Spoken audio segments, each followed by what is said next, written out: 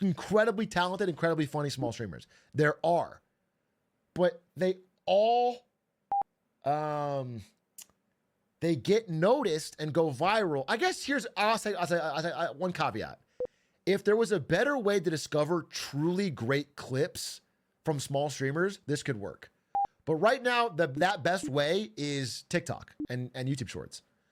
So that's how people find out about these streamers and then do it. But they're not, because here's what, clicking on a live stream is an investment. Here's what we figured out from looking at the fucking data and watching users. Clicking on a live stream is a time investment. If you're scrolling through Twitch, clicking on the live stream is like, to even understand what's going on in the vibe, it's like minutes plus, maybe longer. So nobody wants to take that risk. The chances of someone being this good Samaritan who's going to like click through all of these things to find the most entertaining, it's just no way. You can't get a good vibe check. So they rely on someone else to do it and find the funny moments. And then if it gets enough social proof, they check it out. That's how you grow on Twitch, is like outside of Twitch. So I think like things like front page access don't do anything. It's just basically view botting, but no one's actually going to tune in and like return watch. Yeah, all that stuff doesn't work. It doesn't. I think you have to attack actual user behavior, and people like watching dumb clips. So if there was a way to put good clips, they might be able to find someone else.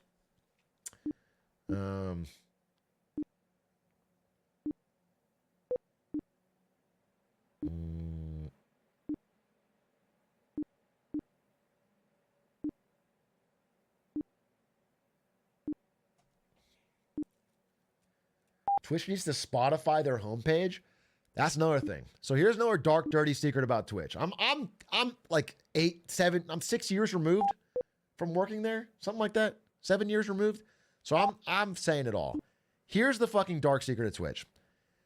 So many of Twitch's ad deals. Let's say Nickelodeon or just some big company or fucking Kroger wants to advertise on Twitch. They're like, oh, we heard the kids use Twitch. We want to spend money.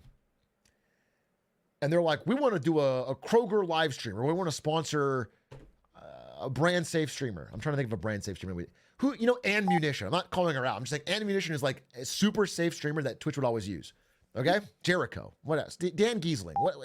Anyone. Someone safe.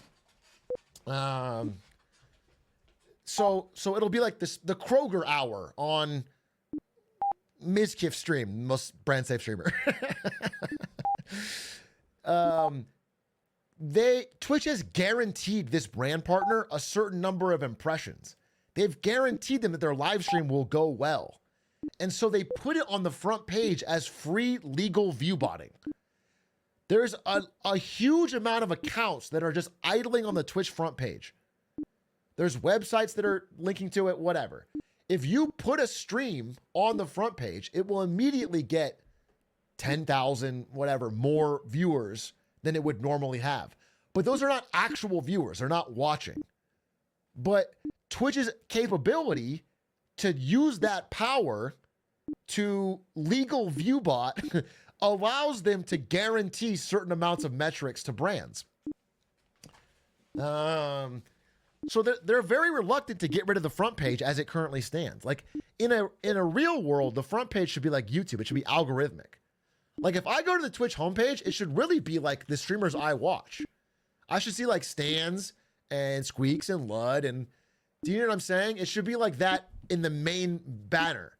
But right now it's like whoever they've promoted, whoever they have on the back end. By the way, I don't know if they still do this, but my first job when I was 21 at Twitch was managing the front page.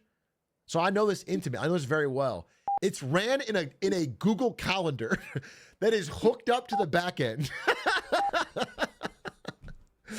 It's all ran off I wish I had a screenshot for you. It's like the most complicated Google. It's like a Google Calendar that has 600,000 entries. It's like every square inch is covered with 5 things. Is it still? As far as I know, years later, it still was. I don't know if it still is now today, but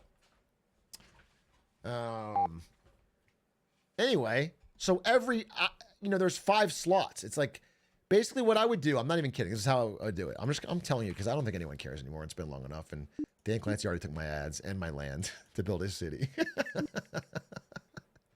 So it looked like this. I would have to put in a calendar entry. Someone from sales would come over to me and be like, "Hey, we just sold this sponsored stream. We need you to make sure it's top of the front page." So I would have to put in a calendar entry for like Thursday, 4 to 6 p.m. I'm terrible handwriting here. And it would have to say, you had to write the title of the calendar entry in a certain format for the fucking backend to pick it up. So it would be like T1. T1, it means tier 1. Tier 1 rotate entry title or what, like that. It would have to I'd have to fucking write it in a certain way. And the way it works in the homepage is that tier 1 means this first one, the one that's actually getting autoplayed. Tier 2 would be like anything below that, and you can tier them. So if it's tier 5, it'll always be the last thing they rotate to. If they're both tier 2, they would be at the same pace. And so, yeah, that's what we would do. And generally, I don't know which one of these is the main slot. This is the main slot. This is the main slot. Only the main slot, only the tier 1 slot gets any really viewership increase because nobody clicks this button.